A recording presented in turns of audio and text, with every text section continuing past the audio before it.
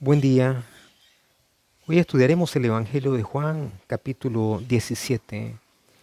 Este texto ha sido llamado la oración sacerdotal de Jesús. Jesús intercede por dos grupos en este capítulo. Intercede ante Dios Padre por los discípulos de Él que andaban con Él, pero también por aquellos que habían de creer por la palabra de ellos, es decir, por nosotros. Por lo tanto, es difícil ubicar temporalmente esta oración de Jesús.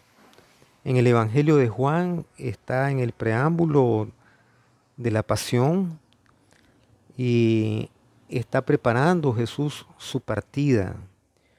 Pero de pronto tenemos la sensación también de que parte de esta oración tiene el sabor ya del Cristo resucitado. Hechos de los Apóstoles nos dice que Jesús todavía pasó 40 días enseñándole a sus discípulos sobre el reino de Dios después de haber resucitado. Y hasta después de los 40 días fue alzado al cielo. Y en el versículo 1 se nos dice levantando los ojos al cielo. Es decir, es una oración que Jesús lo hace de cara al cielo, de cara a Dios, en búsqueda del rostro del Padre. Esto rompe de alguna manera con las otras tradiciones donde vemos a Jesús a orar postrado en el suelo. Aquí Jesús levanta los ojos al cielo y comienza con la palabra Padre. Y Padre en el texto que nosotros tenemos en griego, koiné, se nos ha traducido por pater. Sin embargo, algunas tradiciones piensan que lo que Jesús dijo fue Abba en arameo o Ab en hebreo. Interesantemente, la traducción al hebreo y al francés de Louis II, publicado por las sociedades de distribución de las escrituras hebreas en francés y en hebreo, dice Abi, Abi, o sea, Padre mío.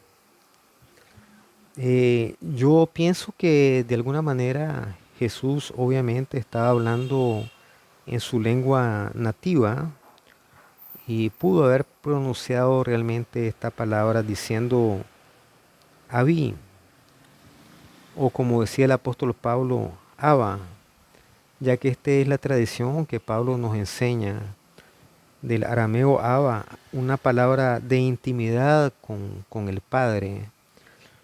Y luego dice, viene las palabras con el tema de la glorificación. La hora ha llegado. Y nos preguntamos, ¿cuál hora? Obviamente se refiere a la hora de la crucifixión, del martirio de Jesús de Nazaret.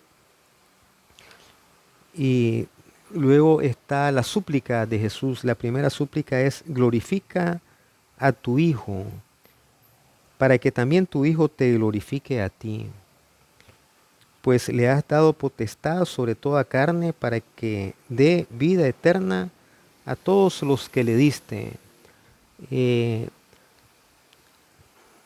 Aquí la intercesión de Jesús es para que Él sea glorificado. Y cuando seguimos leyendo estos textos, vemos que la glorificación consiste en que el Padre lo haga ascender nuevamente hasta donde está Él.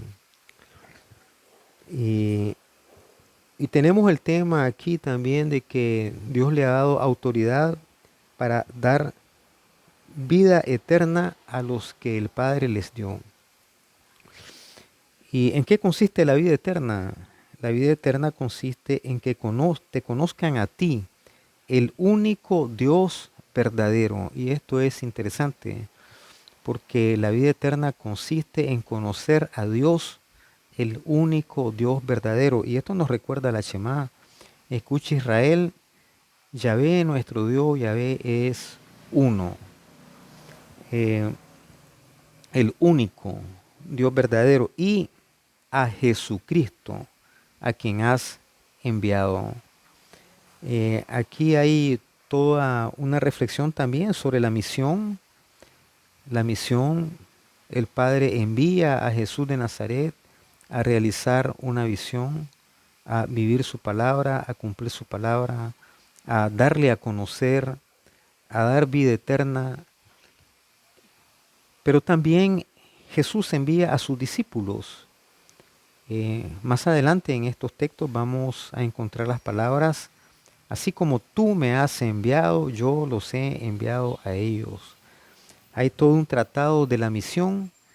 ¿Para qué? Para que sus discípulos continúen la misión de Jesús y de alguna manera también esta unidad de la que habla el capítulo 17 es la unidad del Padre en el Hijo. El Hijo hace la voluntad del Padre, cumple la misión encomendada por el Padre, pero esta misión se prolonga en los discípulos, porque Jesús dice que Él se santifica y se glorifica en sus discípulos cuando los discípulos hacen esta misión que les ha encomendado.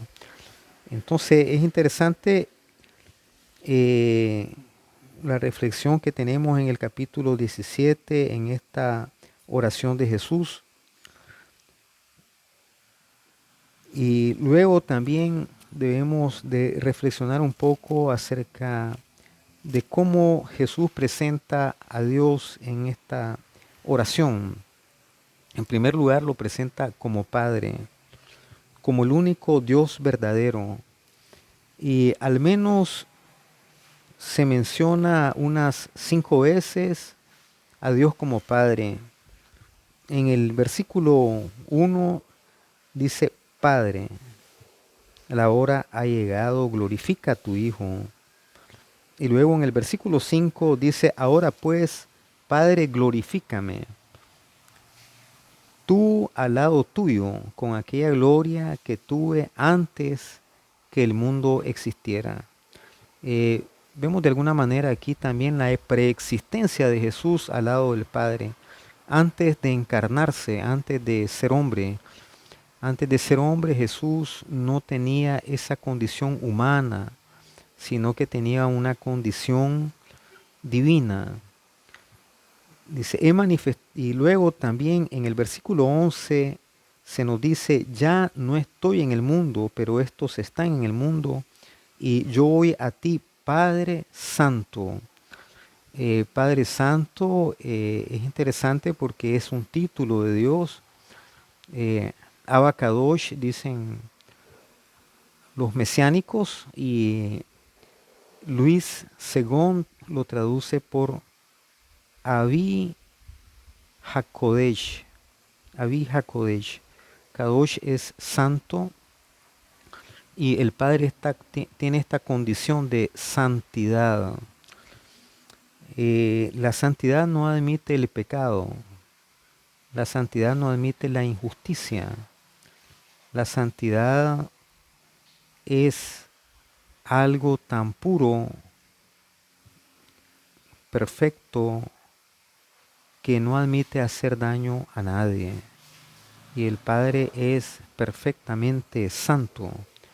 Y en Levíticos y en otros textos Jesús dice, sed santo porque vuestro Padre que está en los cielos es santo. Sed santo porque yo soy santo, dice Yahvé. En otros textos también, después de Padre Santo, que aparece en el versículo 11, tenemos en el versículo 24 nuevamente, Padre, aquellos que me has dado, quiero que donde yo esté también ellos estén conmigo.